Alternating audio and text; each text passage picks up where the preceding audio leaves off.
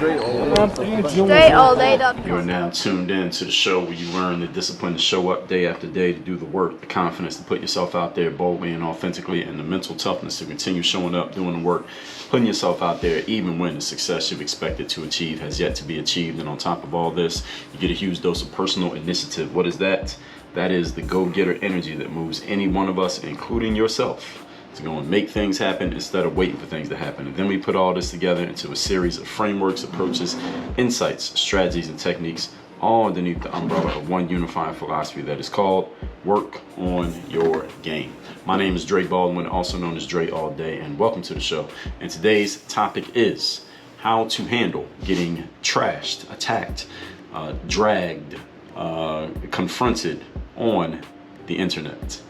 We're going to talk about this because some of you may run into this. Some of you may have already dealt with it. Maybe some of you are dealing with it right now at this moment. I'm going to give you the tools to equip you to deal with this from the inside out. But before we do that, let me tell everybody I have a text message that I send out every single morning for free to everyone who's in my text community. If you didn't know I had a text community, now you know. Let me tell you how to get into it.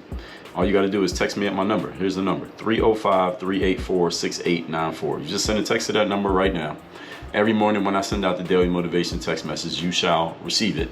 And you can actually respond to those messages because I do actually take time to go through my texts and respond to, I don't respond to every single text that I get, but I do respond to some of them every single day. So you have a direct way to communicate with me through text if you join my text community. The number's down below in the description of this episode.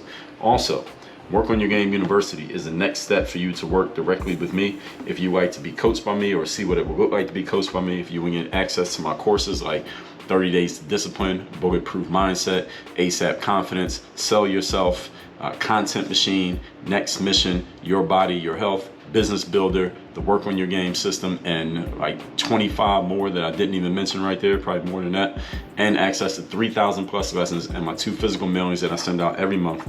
You can get all that as a member of the university. All you have to do is go to workonyourgameuniversity.com and you get access to everything that I just listed. And those links, the link to the number that I mentioned for my text is down below, and the link to Work on Your Game University is listed down below as well. Now let's get into the topic here today, which is how to handle getting trashed, attacked on the internet. Now this usually happens, in my experience, for one of two reasons. Either A, you are a very well-known individual where you're just a person whose name just seems to be in the news all the time. So you think of a politician or a very famous athlete or entertainer, and there are not that many of those people. So maybe some of you who listen to that fit that description. The other way that this usually happens, in my experience, what I've seen, is when someone who might not be that known, maybe you're known, but you're not that known. Like I'm known, but I'm not that known, and my name is just constantly in the news for no reason.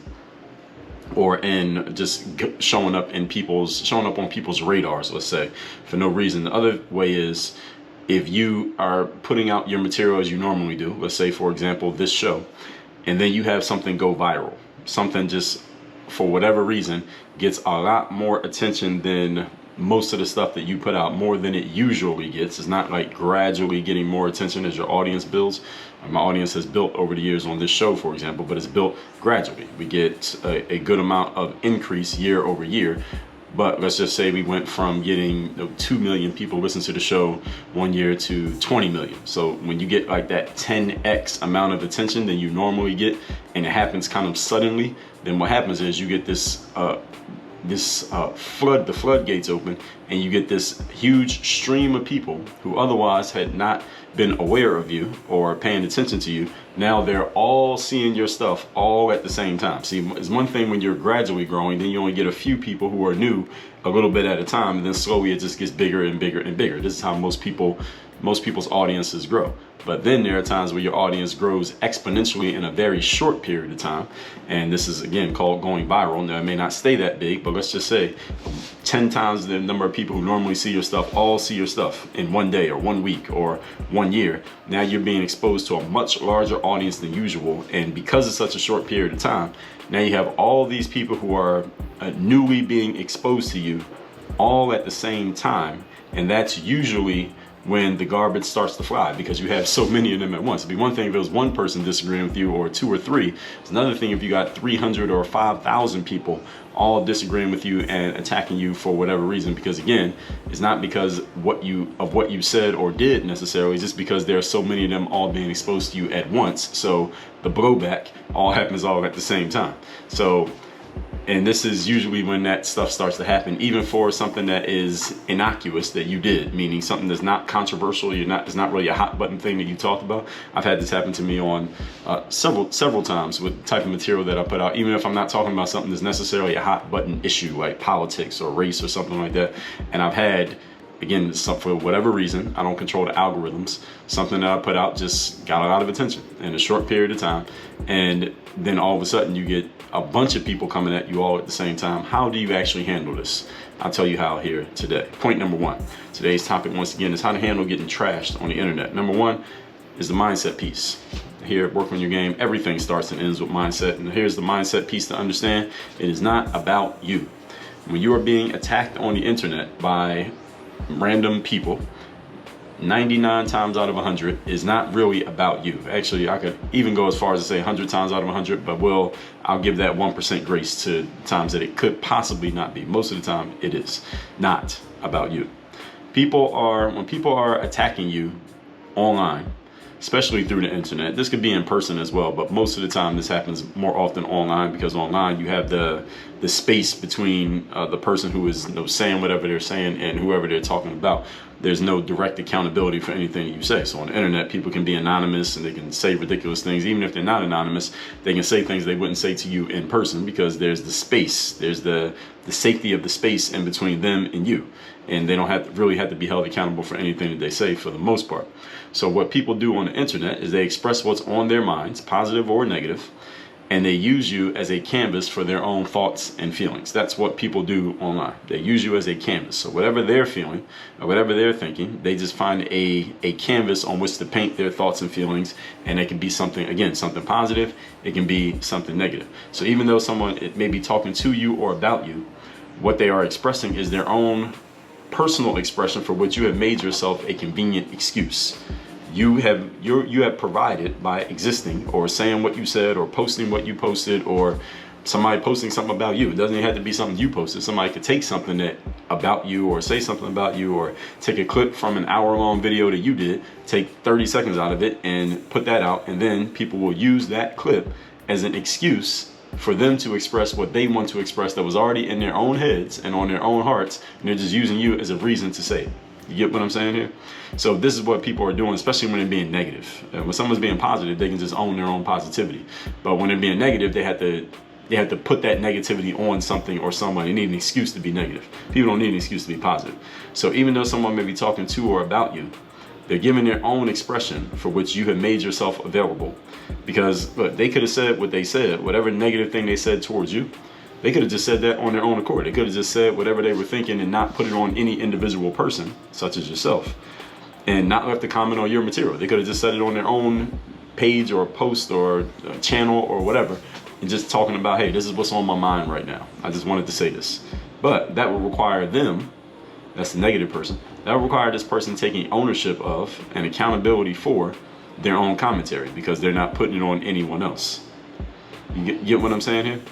So if they can use what you said or did, or what they think you said or did, as an excuse for expressing themselves, and they can basically put it all on you instead of owning it themselves, then what they can do is stay in hiding, so to speak, and not actually have to deal with their own shit. All right, this is why people throw negative stuff out on the internet. This is a kind of a psychology lesson I'm giving you all.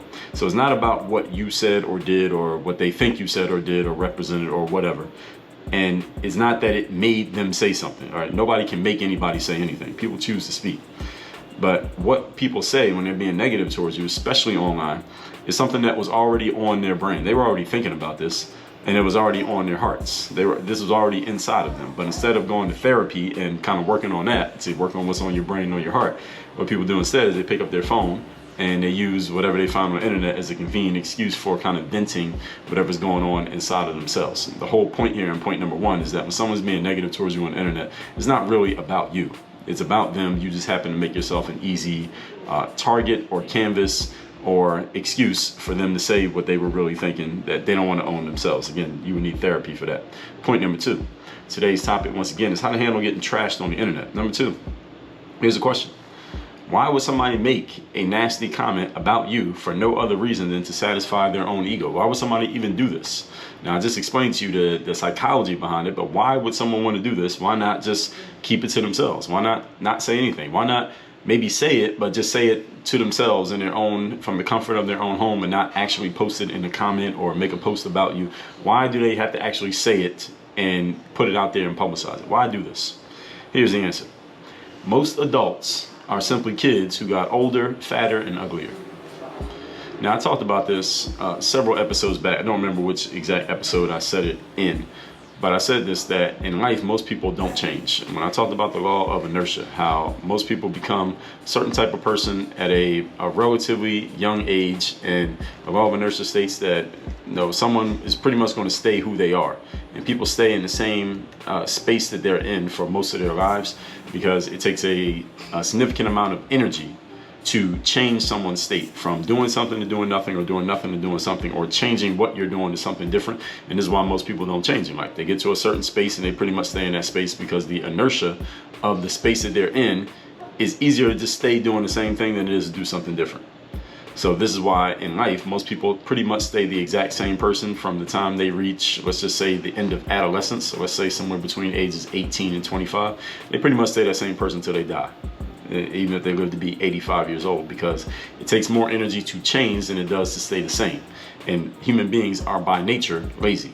We are always looking to conserve energy. So this is why I can confidently state that most people don't change in life. All right, it just makes sense if you just think about it. So that's why I say what I just said. You might laugh at it, but it's true. Most people simply get older, fatter, and uglier. That's all that happens. All right, nothing else about them changes. That's the only 3 things that change about them. So any of you who's over the age of, let's say, 30, you go and see somebody who you went to high school with. All right, look at them. Tell me if I'm right or wrong. Did they just get older, fatter, and uglier? For the most part, that's pretty much what happens with people.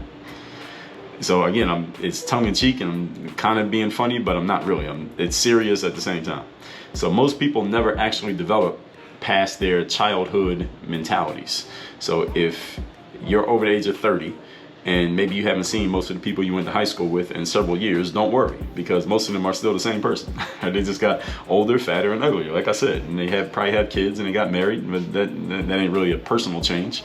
It's still the exact same person. The only thing changed is those 3 things that I said. And most people never develop past their childhood mentalities, because in order to develop past your childhood mentalities, you have to be intentional about actually growing yourself and making yourself better. This is called personal development.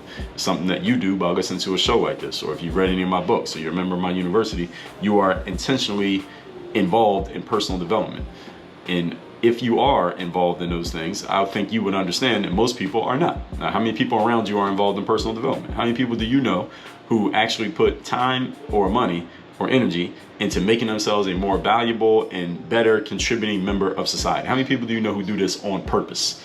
Now, they might have it happen by kind of default if they're in the right place at the right time. How many people do you know actually go seeking this stuff out? For most of you, the answer is probably not too many. All right, how many of you who has ever hired a coach has friends who have hired a coach? If you really think about that,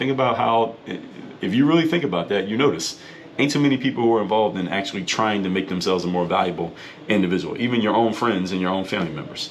So what does a child do when their mother or their father won't let them have ice cream? Let's say you have a 7-year-old kid who wants some ice cream, and mom and dad says, no, you can't have any ice cream. What does the child do? They cry, they throw a temper tantrum, they fall out, and they make a scene. And depending on how they're raised, they might go make a scene about it because they didn't get ice cream, right? Now, what do adults do, on the other hand, when they don't get their way? It might not be ice cream that they didn't get, but when they don't get something that they want, or they hear something that they don't like, or somebody disagrees with them in a way that they don't appreciate, what do adults do? Adults have the adult version of a temper tantrum, which is what? Taking their negative emotions and channeling those negative emotions, usually through words, hopefully through words, not actions, but through words, and they take those negative energies and they put them on other people. In other words, adults lash out by verbally attacking other people who they disagree with when they are not happy with their current state. So next time you see somebody doing this, verbally lashing out at another person, give that person some grace and understand that most people are not invested in any form of personal development or insight into their own psyche. So the waste products of their minds, i.e. the negative energies, that's waste products of their minds, they let that out the only way they know how to, which is through a negative expression of energy, which is, in other words, to put this in layman's terms, talking shit about other people. Now, this is what people do when they don't have any outlets for their emotions or for their energies. Now, a 7-year-old, they don't have any outlets. We can look at a 7-year-old throwing a temper tantrum over ice cream, and we can kind of laugh at it because they're 7 years old. Right? They don't know any better. And when you see someone who's 27 or 57 or 38 doing the exact same thing, not having a temper tantrum, but actually it is a temper tantrum. We don't call it that, but they're just taking their negative energies and putting it on other people because they have no other way of dealing with or coping with their negative energies. That's exactly what they're doing. And they just do it in a more articulate way because they're better with words, and they can maybe try to make it sound smart or defend it in some way, but they're doing the exact same thing that a kid does. And again, this is why I made the point earlier that most adults are simply kids who got older, fatter, and uglier. They're still kids, they just got older. That's it. Point number 3.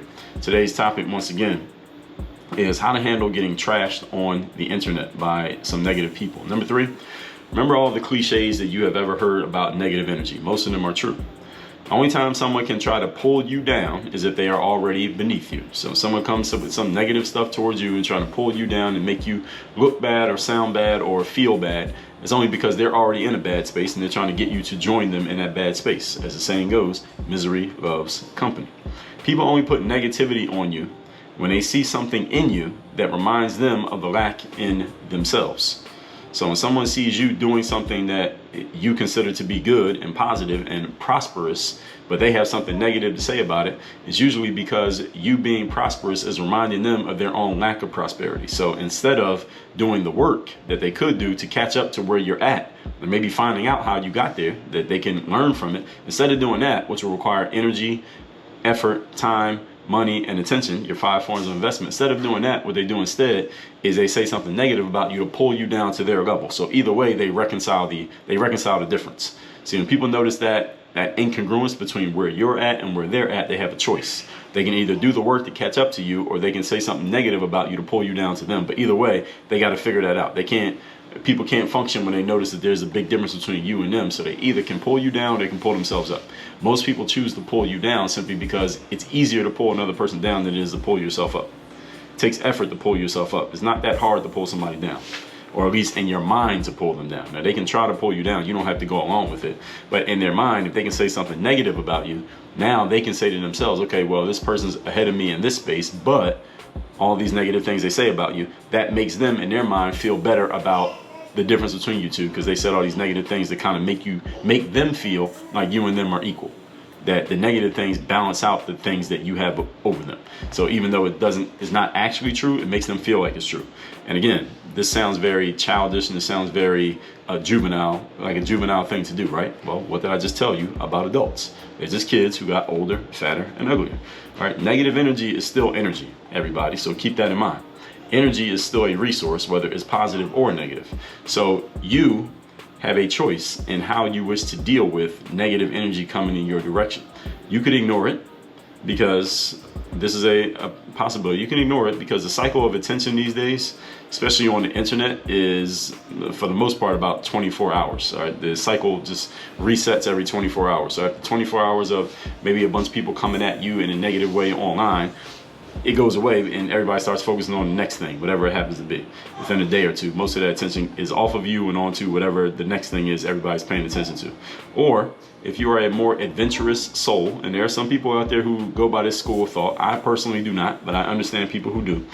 If you have the internal fortitude to do it, you can engage with your detractors and your trolls, the negative people, and use the subsequent exchanges to your benefit. This is something that I do sometimes. Most of the time I don't do this. I have a no trolling policy over here at Work on Your Game. So you come into one of my spaces or in my comment section talking crazy, you can disagree with me as long as you do so respectfully. But if you come at me talking crazy, you're getting blocked. I don't care where it's at, you're getting blocked. I'm not going back and forth, because in my experience, when you engage with people who are doing that, what it does is it either attracts other people who do that naturally, or it encourages people who otherwise wouldn't do anything to do it because they notice the attention that they get. And most people are kind of devoid of attention in their lives. So if they can do something that gets attention, even if it means making themselves look and sound silly, they'll do it because the attention is worth it to them.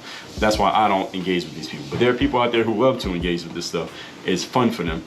And if I do engage, the thing that I engage for is I'm looking for, where can I get an idea out of this? How can I get some content out of this? How can I get some material out of this that I can use that would benefit my audience in the long run? So anytime I'm engaging with somebody who's disagreeing with me, especially if they're trying to be like snarky or nasty in any way, all I'm looking for is an angle for which I can use this for future material. I'm not doing it because I'm actually trying to set them straight, because most people are not good at changing their mind even when they're presented with overwhelming evidence to do so. So note that this choice is for professionals only. Those of you who want to engage in this kind of stuff, you better be good with your communication skills. If you're not, then I would suggest you just ignore them and block them and just use my normal policy, which is getting rid of negative people without engaging with them, because all they're going to do is attract more people who are like them. All that said, let's recap today's class. It says how to handle getting trashed on the internet. If you happen to be a person whose name just is in the public sphere on a consistent basis, this can happen to you. Or more likely is that you just have something that you put out there or something that someone puts out there about you that all of a sudden draws 10 times, 20 times, 50 times more attention to your name than normal. Now you got all these new people coming to your world all at the same time, and that's when you get this overflow of negativity. This happens. So let's talk about how to handle it. Number one, understand that it's not about you. Most people are just throwing the negative stuff that is already on their heads and on their hearts out at you. You're just a convenient canvas for which they can paint their negative energy. Number two, why would somebody do something like this when they can just keep those thoughts to themselves? Even if they disagree with you or don't like you, why put it out in the world if they can just keep it to themselves? The reason is most adults are simply kids who got older, fatter, and uglier. So they're doing the same thing a child does, like throwing a temper tantrum. They're just doing the adult version of it, which is more articulate, and it may seem more buttoned up, but it's the exact same energy if you notice it. And number three, remember that cliches about negative energy. Only time somebody can pull you down is if they are already beneath you, or people only put negativity on you when they see something in you that reminds them of the lack in themselves. But keep in mind that energy is still a resource, and you can learn to use any kind of energy, even if it's negative energy. You just have to have your bulletproof mindset in place. And when you have that in place, it'll be easier for you to deal with these negative people who may come around. Not that many negative people in the world that just happen to travel very well, move around pretty well. So, and if you're more adventurous, you can engage with these people, but be careful with this. That's for professionals only. Don't do that. Don't try that at home if you're an amateur.